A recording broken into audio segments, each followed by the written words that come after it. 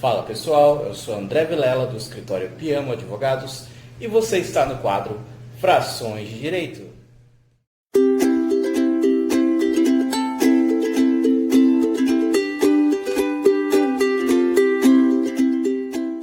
O tema de hoje é de extrema importância: os aspectos jurídicos do coronavírus e o seu reflexo no trabalho. Nessas últimas semanas, o assunto coronavírus tem sido debatido com muita frequência, principalmente na sua iminência de propagação, da doença.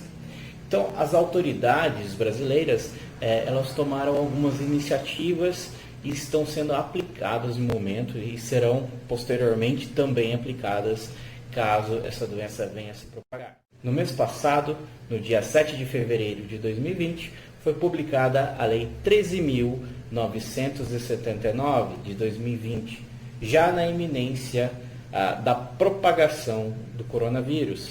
E essa lei dispõe sobre as medidas emergenciais de enfrentamento da doença. Ela foi regulamentada pela portaria recente, portaria 356 do Ministério da Saúde, do dia 11 de março de 2020, uma portaria recente. Então, esses dois dispositivos legais trazem as medidas que devem ser aplicadas para o enfrentamento do coronavírus. Como delimita a Lei 13.979, as medidas de enfrentamento do Covid-19 são isolamento, quarentena e determinações compulsórias. Rapidamente, o isolamento trata-se da separação de pessoas contaminadas ou com suspeitas de contaminação.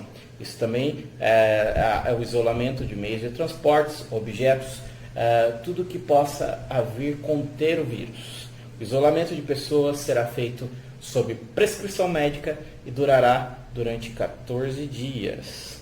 Poderá ser feito preferencialmente no domicílio da pessoa ou em hospitais públicos ou particulares. Quanto à quarentena trata-se da restrição também, mas a restrição das atividades diárias da pessoa. Então a pessoa ficará confinada até com que seja restabelecida, esse período de epidemia. Vale lembrar que a quarentena pode chegar até 40 dias. Porém, esse prazo pode ser estendido conforme a conveniência das autoridades de saúde. A quarentena será expedida por ato administrativo do secretário de saúde estadual ou do secretário municipal de saúde ou pelo Ministério da Saúde. Isso deve ser aí uma decisão motivada.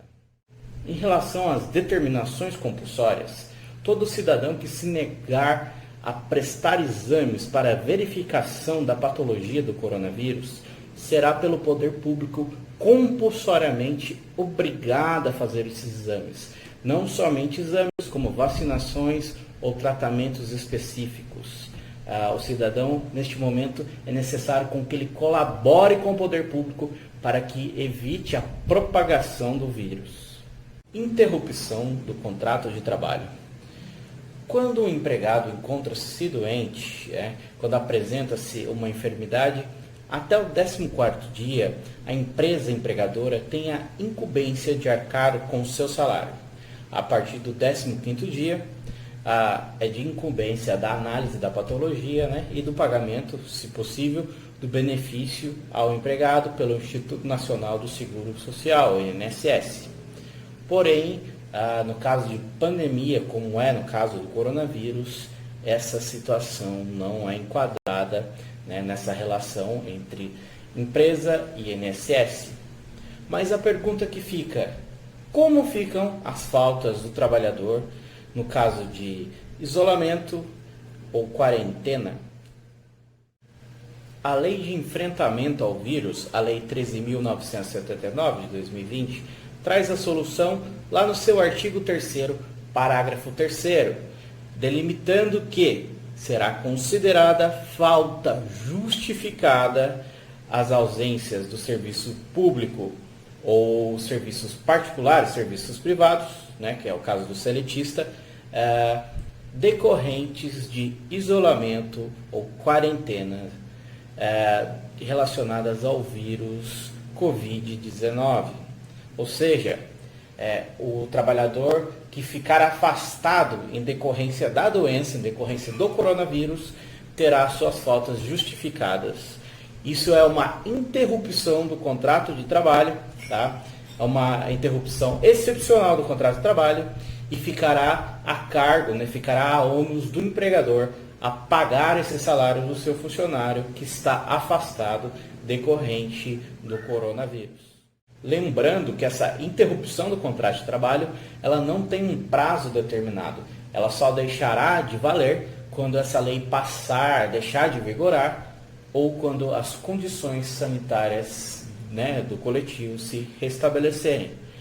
Vale também destacar que tudo que nós estamos falando aqui, pelo momento, ainda são só hipóteses. Estamos trabalhando com hipóteses, possíveis situações que venham a ocorrer. Esperamos que não, mas como estamos vendo aí no mundo todo, existe essa possibilidade. Na Itália, esse vírus já se propagou de uma tal maneira que estacionou todas as atividades do país. E fica uma outra pergunta. Quando o funcionário não está na quarentena ou não está no isolamento, porém está com suspeitas de ter contraído o coronavírus, o que fazer?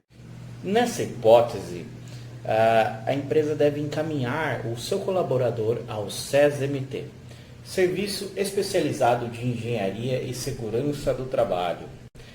O médico do trabalho realizará exames no colaborador da empresa para verificar a existência da patologia do coronavírus.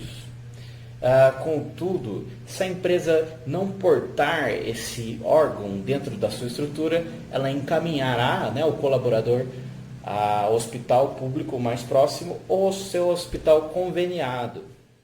De outro lado, se houver a possibilidade do trabalhador exercer as suas atividades em home office, a empresa deve incentivar o seu trabalhador neste momento a trabalhar na sua residência, desde que dê instrumentos necessários para a sua produtividade.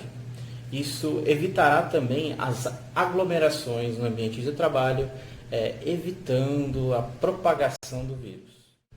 Por fim, dito tudo isso, na condição de evitar a proliferação do vírus, o seu direito, o meu direito à intimidade e privacidade fica menorizado quanto ao direito coletivo. O poder público pode usar do seu poder administrativo para interferir nas suas escolhas. Isto tudo visando aí um bem maior para que a sociedade não saia prejudicada de uma forma geral. Então a principal dica é: esteja atento às recomendações básicas de saúde, tá?